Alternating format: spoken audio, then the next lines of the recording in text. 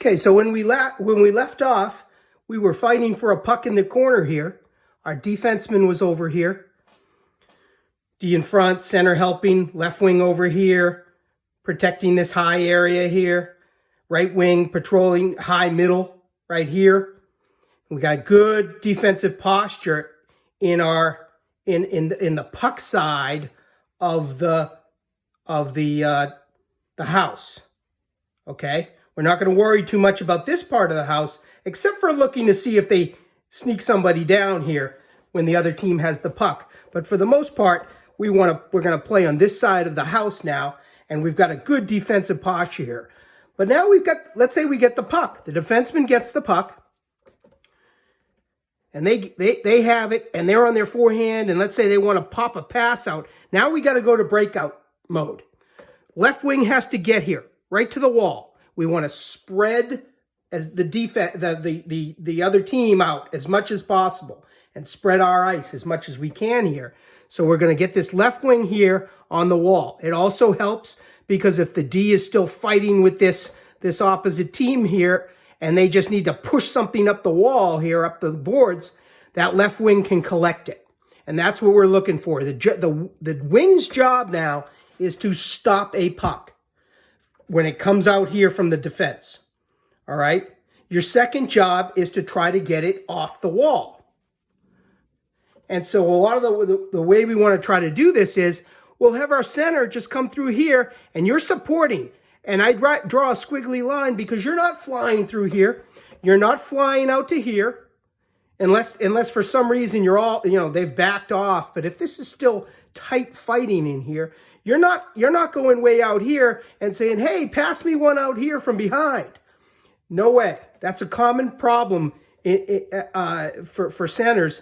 And they really got to make sure they are supporting this puck. So they were already supporting it with this D person here, and now it's popped up to the wing here along the wall, and now this center is just gonna walk their way through right around this dot and expect us be there for this wing to make a short little pass right here.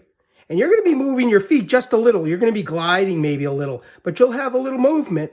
And you'll be able to pick up that puck right here. And then hopefully, if you've got room, now you can break out with this right wing. This right wing can start going with you. If this right wing sees that you are free and clear, this right wing can now take off out here. Okay? And fly. And then this center can turn and throw anything. You could throw it behind the right wing, and it'll come off like this. You could throw it right on their stick if you can. But if they have D out here, you might want to even throw it behind them. Or you throw a wrist shot or something, and you're going to throw something really hard out here, and our right wing is going to either catch it, a pass, or catch up to the puck that comes through here, and we're gone.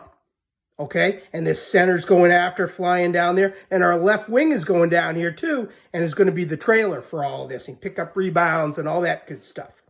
Okay, but that's how we want to break the puck out of the zone, and couple of comments about it. Again, let the wing here. You absolutely need to stop the puck. We do not want this puck getting to the other team's defense right here. XD right here. We don't want this trickling through to them because it's going to be right back in our zone. So your job is to stop that puck no matter what. You may not have a good play. You may not be ready for the puck or ready to pass the puck. You might have it in your feet or something like that. Don't panic. It's okay. Even though we've taught you, hey, you got to get it to the center. You got to get it to the center here. That doesn't mean you're ready to get it to the center. And that doesn't mean you should shovel anything out there without it being a decent little pass or a decent little redirect even. Okay? If you're not ready, if you can't give that pass, then you just keep that puck protected along the wall. If you can get your feet moving and just muscle it up the wall or muck it up the wall, as we would say, that's a valuable thing too. Remember, you are outside of the house. We have puck possession outside of the house. That is valuable in and of itself. So don't feel like, oh, I can't get it to him, I'm a failure, and all that kind of thing. This is very valuable. You want to possess that puck. You want to get body position on whoever might be coming down on you here, or somebody, another X forward is after you. And then you try, we'll try, and maybe you have to, you in the center are going up the wall a little here like this, and maybe you have to pop it off the wall out here, and our center now has to come out here with it, over the defenseman. That's a good breakout too. That works. All right? Maybe you muck it up to here, and the defenseman comes down here, and there's all a mishmash here of players, and their defenseman is here, and everybody's mixed up, and the center comes in, and cleans it up right here and starts carrying it the rest of the way. Also successful. So there's several ways to do it. And so it doesn't mean you absolutely have to have a textbook wing to center pass and then out to the right wing and all that. If you can, great. If you can't, just remember, we want to possess that puck. We don't want to panic. We don't want to, for instance, just panic and throw the puck up to their defenseman right here, just because we feel like we got to get rid of it. It's better for you to eat it on the wall, as we say, and just muck it up the wall. And then look for an opportunity to get to your center, either here or off the wall. Heck, you might even have an opportunity to shoot a wrist shot at some point over somewhere way over here to this right wing, although you're probably going to be under too much duress to do that. So there's more than one way to do that, and it's not always perfect. That's the point. Okay, one thing we might want to do when we break a puck out is reverse direction. And soccer, they call it switching the field. And so we might want to have, we'll have the center here, let's say again, and we get a hold of this puck right here.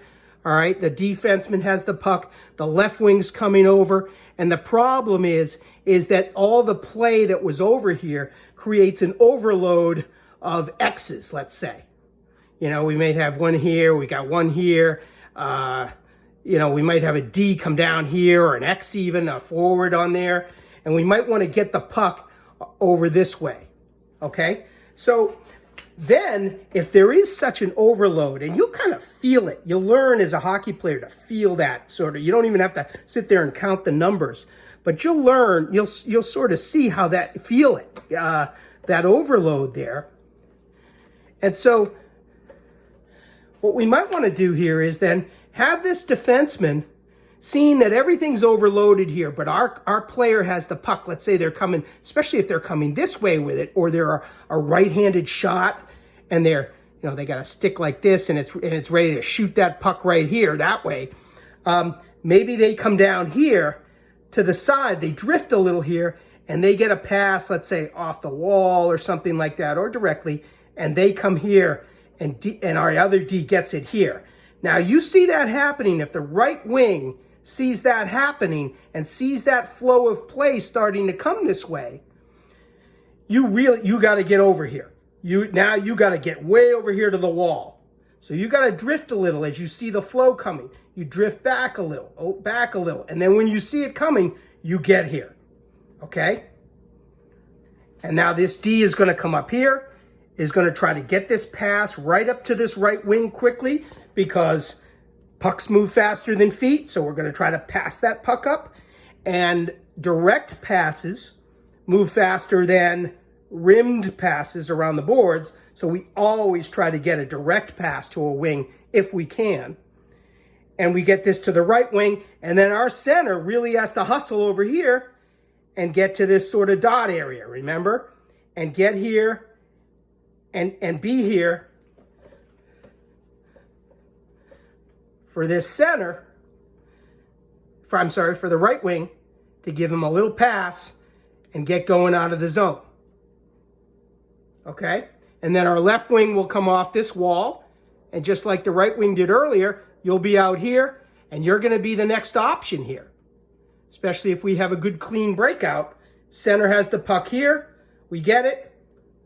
Left wing, you find an area, you take off, and boom, We get it right out to our left wing, either directly or again, you know, I love this pass where we just, our left wing just flies and skates like at the beginning of a practice when we're flying skating, and they just send it behind the left wing and it bounces out here and the left wing skates right onto it. And the D can be a lot of times here. Sometimes you can suck a defenseman into sitting there waiting for this direct pass, and they get one behind them and they can't do anything about it, and they're toast. So that's some variation on the breakout. Well, I'll go through one more real quick.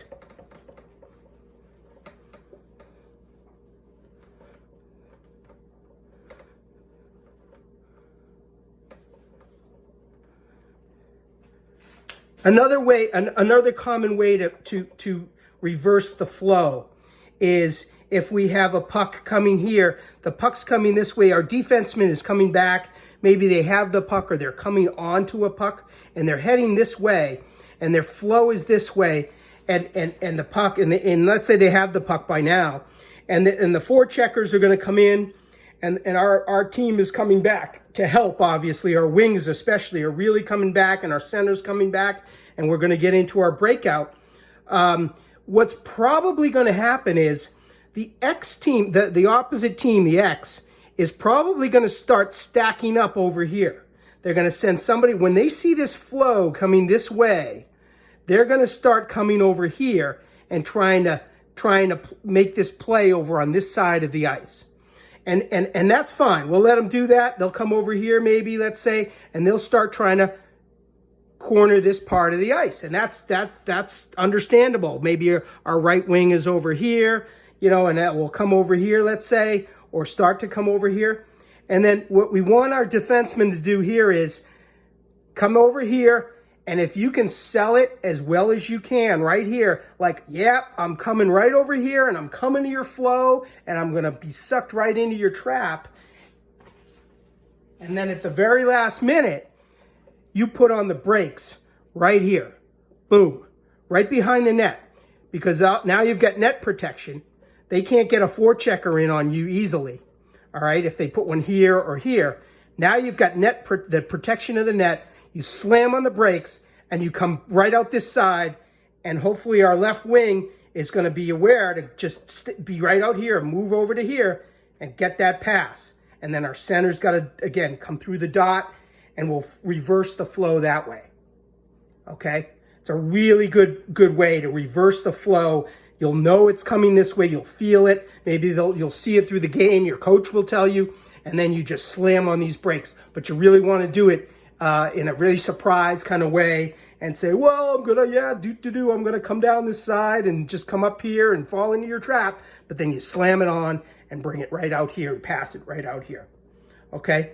So 2 ways of reversing, doing the slam on the brakes and earlier the defenseman to defenseman pass.